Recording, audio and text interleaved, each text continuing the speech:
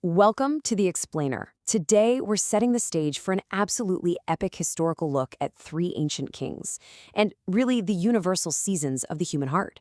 We're going to be diving into 2nd Chronicles, chapters 11 through 16, to see exactly how Rehoboam, Abijah, and Asa navigated moments of total crisis, dangerous prosperity, and, well, deceptive peace. The wild circumstances they faced were really just a backdrop to the true battleground, the actual condition of their hearts. Okay, let's dive right into this. Does a good start guarantee a good finish? The history we're unpacking today makes a really clear argument that, sure, the initial direction of our heart matters, but sustaining that direction, that matters infinitely more. Through the rise and fall of these three kings, we're going to see that perfection is almost never the goal. Instead, it's the persistent, reliant posture of the heart that really dictates whether a leader ultimately stands or falls. Part 1.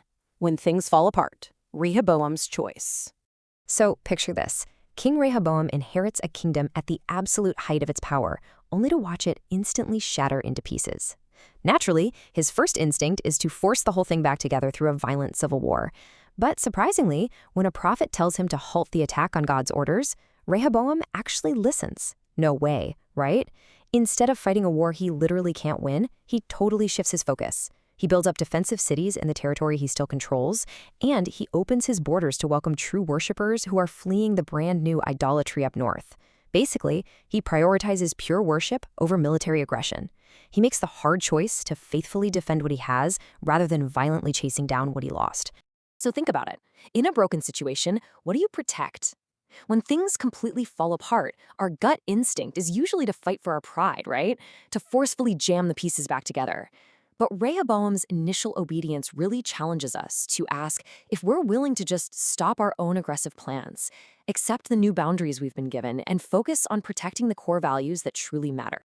Which brings us to our next phase, the danger of prosperity, a loose faith. All right, so by his third year, Rehoboam's defensive strategies are working brilliantly. But here's the catch. As soon as the kingdom is secure, he totally abandons his faith. National strength dangerously leads to spiritual laziness. And because of this loose faith, God's protective hand lifts, and the Egyptian king Shishak bears down in Jerusalem with a massive army. Complete destruction seems pretty much inevitable, but right at the edge of the cliff, we see this crucial, excuse-free moment of repentance. Confronted by a prophet, Rehoboam and his leaders don't try to negotiate. They don't point fingers. They just say, "The Lord is righteous." They take full responsibility, acknowledging that the crisis literally at their gates is the direct result of their own wandering hearts. And this brilliantly illustrates the tension between consequence and grace. Because of their humility, complete destruction is averted. But, sin still carries a very real, tangible cost. King Shishak loots the royal palace, taking away these magnificent gold shields made back in the time of Solomon. Rehoboam survives, sure, but he has to replace those shields with inferior bronze ones. The gold is lost to sin, while the bronze remains as this stark symbol of the grace of survival. Humility absolutely prevents total annihilation, but the scars of wandering, they remain, for sure. This leaves us with a really pressing question. During prosperous times, where is your heart focused? It's remarkably easy to cling to faith when you're desperate, but Rehoboam's story asks us to examine our grip when life is comfortable, secure, and successful. Do we slowly let go of the exact principles that built our stability in the first place? Section 3. Outnumbered but not outmatched. Abijah's stand. Fast forward a bit. Rehoboam's son, Abijah, steps into power, only to immediately face a terrifying fight for survival against Jeroboam, the king of the north. And guys, this isn't some minor border skirmish. We are talking 800,000 enemy troops marching against his 400,000. That's an overwhelming 2-to-1 disadvantage. From a purely strategic standpoint, Abijah's army is practically already lost before a single sword is even drawn. So the crucial point here is exactly how Abijah frames the conflict. Standing on a mountain right before the battle, he makes this brilliant realization. This wasn't about troop numbers. The northern army had overwhelming manpower, yeah, and golden calves for idols. But Judah possessed the legitimate priesthood, the temple worship, and ultimately, God's actual presence. Abijah boldly declares that to fight against Judah is literally to fight against God himself. But despite his bold speech, the reality of war hits incredibly hard. Jeroboam sets up a massive ambush, and suddenly Abijah's men find themselves completely surrounded, attacked from both the front and the rear. It's a total, terrifying dead end. But in that exact moment of absolute desperation, they don't rely on some clever new military tactic. No, they let out an immediate cry to God. The priests blow the trumpets, the men shout a massive battle cry, and just like that, total victory is delivered. It's a massive triumph based purely on reliance, not strategy. So when you are pushed back and completely surrounded, who do you rely on? When you're staring down insurmountable odds, is your very first instinct to trust your own failing strategies? Or to call out to the one who actually commands the outcome? Moving on to our next era. Preparing in times of peace. Asan's rise. The next generation brings King Asa, an intensely focused ruler who uses a rare season of national peace to radically remove idols and fortify his cities. He prepares deeply while the skies are clear. And man, does that preparation pay off, because the peace completely shatters when a Cushite army suddenly invades. And this isn't just a large army, it's a jaw-dropping force of 1 million men. 1 million! It is a massive shock. All of Asa's careful building and fortifying are just instantly dwarfed by this unimaginable, overwhelming threat. Yet, despite all his physical preparations, Ahaz's immediate response is just incredible.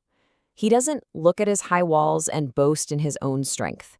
He instantly defaults to absolute humble reliance on God. His prayer is a literal masterpiece of dependence. He says, "Lord, there is no one like you to help the powerless against the mighty. We rely on you." He recognizes that no matter how much human preparation he's done, true victory belongs solely to the divine. And once again, against all odds, the impossible battle is won. But the true measure of Asa is really what happens after the victory. He doesn't just kick back and rest on his laurels. He listens to the prophet Azariah. He meticulously clears out any remaining idols he might have missed the first time. He gathers the entire nation to forge a massive covenant to seek God. He even goes so far as to depose his own grandmother, the queen mother, because she made a repulsive idol. It just emphasizes that true faith demands constant reassessment, and it isn't afraid to confront even the absolute closest relationships. Asa's life asks us this: in a season of peace, what are you preparing? Are you actively using your current moments of calm to build deep spiritual resilience for the future? Are you tearing down those subtle idols in your life right now so that when the million-man army of crisis inevitably shows up, your foundation of reliance is already poured and set solid? But now we hit a stark turning point. The final test of faith. The tragic turn. See, Asa has spent decades ruling well, right? Relying on God through peace and through war.